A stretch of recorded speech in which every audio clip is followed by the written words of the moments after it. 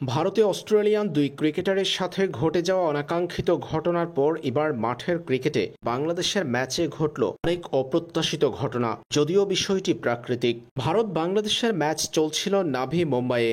শুরুতেই অপ্রত্যাশিত কারণে ম্যাচ বেশ খানিকটা সময় নির্ধারিত সময়ের পর শুরু হয়েছিল।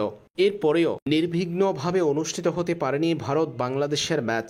অপ্রত্যাশিত কারণে হঠাৎ করে মাঠ থেকে দৌড়ে পালাতে হয়েছে বাংলাদেশ নারী ক্রিকেট দলকে। শুরুতে ব্যাটিং করে বাংলাদেশ। টসে জিতে বোলিংয়ের সিদ্ধান্ত নিয়েছে ভারত নারী ক্রিকেট দল। এই ম্যাচে অপ্রত্যাশিত কারণে কমে এসেছে ওভার। বৃষ্টির কারণে ওভার কমিয়ে আনা হয়েছে 43-এ। বাংলাদেশ নির্ধারিত 43 ওভারের মধ্যে যখন 12.2 ওভার পর্যন্ত ব্যাটিং করেছে, তখন স্কোর বোর্ডে জড়ো করেছে 2 উইকেট হারিয়ে 39 রান। এমন সময়ে হঠাৎ ঝুম বৃষ্টি। দৌড়ে পালাতে হয়েছে বাংলাদেশ ক্রিকেট দল, ভারতীয় ক্রিকেট দল সহ অনফিল্ড আম্পায়ারদের। ম্যাচ বন্ধ হয়ে যায় সেখানেই।